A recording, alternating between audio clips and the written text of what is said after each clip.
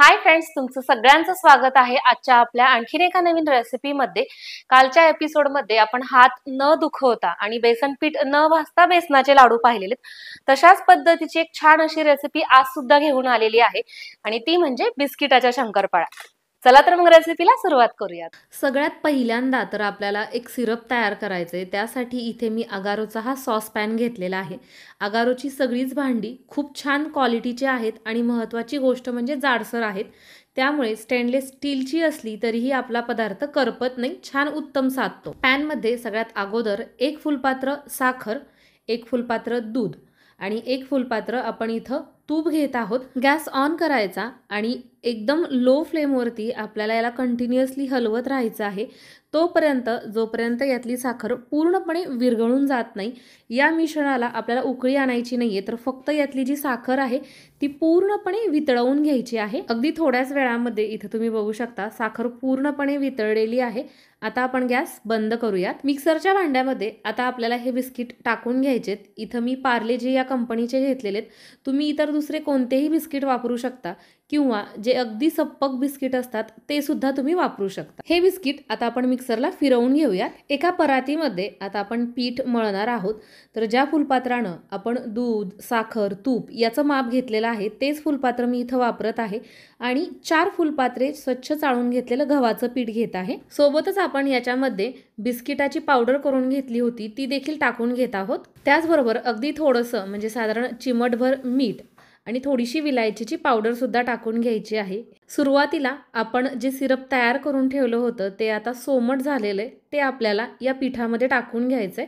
सुरुवातीला मी हाताने हे मिक्स करणार नाहीये, चमच्यानंच व्यवस्थित असं एकत्रित करून घेऊयात आणि नंतर हाताने आपल्याला छान अशा पद्धतीने हे मळून घ्यायचं आहे। जशी आवश्यकता वाटेल तसं थोडं थोडं करून हे सिरप घ्यायचंय आणि इथं तुम्ही बघू शकता छान घट्टसर असं आपलं हे पीठ मळून झालेलं आहे। शंकरपाळीचं पीठ हे खूप जास्त कडकही करायचं नाही, म्हणजे खूप जास्त हार्डही करायचं नाही आणि खूप जास्त पातळही करायचं नाही, तर मध्यम अशा पद्धतीचं आपल्याला हे पीठ लागतं। म्हणजे छान अशा लेयर्स येतात किंवा छान खुसखुशीत अशा आपल्या शंकरपाळ्या होतात। बघता बघता आपलं पीठ मळून सुद्धा झालेलं आहे। आता आपण लाटायला सोयीस्कर व्हावं यासाठी सोयीनुसार याचे मी असे उंडे करून घेत आहे। लाटायला घ्यायच्या अगोदरच इथं मी काय केलेलं आहे, एकीकडे तेल गरम होण्यासाठी ठेवणार आहे, तर त्यासाठी इथं मी ही सुद्धा कढई अगारोचीच घेतलेली आहे आणि आता यामध्ये आपण तेल ओतून घेऊयात। शंकरपाळ्या तळण्यासाठी आहे ना थोडंसं जास्त तेल ओतायचं, म्हणजे काय होतं एकतर शंकरपाळ्या तळण्यासाठी आपल्याला जास्त वेळ द्यावा लागतो, मग आपला जर घाना मोठा झाला तर आपलं काम पटकन उरकतं। तयार उंड्याची आता आपण अशी चपाती लाटून घेणार आहोत। तुम्हाला जर शंकरपाळी थोडीशी कडक हवी असेल तर ही चपाती पातळसर लाटायची आणि छान खुसखुशीत हवी असेल तर थोडीशी जाडसर ठेवायची। आता इथे तुम्ही बघू शकता आपण ही जी चपाती लाटत आहोत त्याला थोड्याशा क्रॅक्स येत आहेत, पण शंकरपाळ्याच्या पिठामध्ये किंवा शंकरपाळी करताना अशा पद्धतीच्या क्रॅक्स ह्या नॉर्मल असतात। आता ही चपाती आपण कट करून घेऊयात।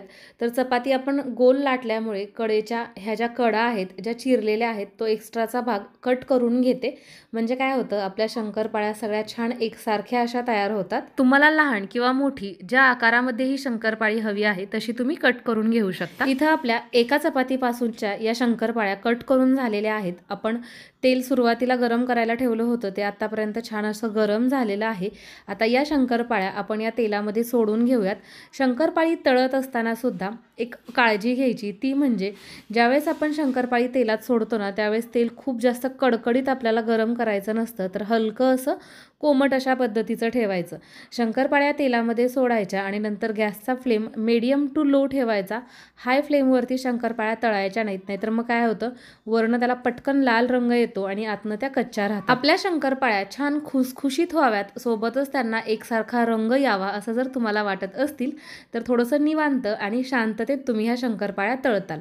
आता शंकरपाळ्यांचं कसं असतं माहिती आहे का, त्याला सुरुवातीला लगेचच उलटणं लावायचं नाही। सुरुवातीला एक 2 ते 3 मिनिट त्या तशाच राहू द्यायच्या आणि नंतर मात्र थोडंसं त्या मोकळ्या झाल्या की मग कंटिन्युअसली त्याला हलवत राहायचं, म्हणजे त्याला एकसारखा असा रंग येतो। तुम्ही इथे बघू शकता मस्त असा रंग आलेला आहे. छान अशा पद्धतीनं आपल्या शंकरपाळ्या तळल्या गेलेल्या आहेत.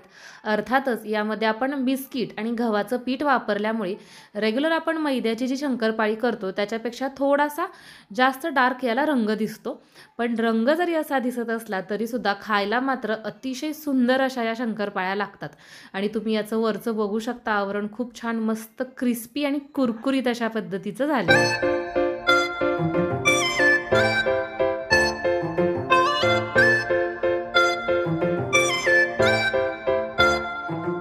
गव्हाचं पीठ आणि बिस्किट यापासून तयार केलेल्या खुसखुशीत अशा आपल्या या शंकरपाळ्या तयार झालेल्या आहेत. या गौरी गणपतीमध्ये तुम्ही सुद्धा सेम याच पद्धतीने ट्राय करा आणि कशा वाटल्या, कशा झाल्या होत्या हे मला कमेंट करून सांगायला विसरू नका. पुन्हा भेटूयात अशाच एका छानशा रेसिपी मध्ये. तोपर्यंत बाय.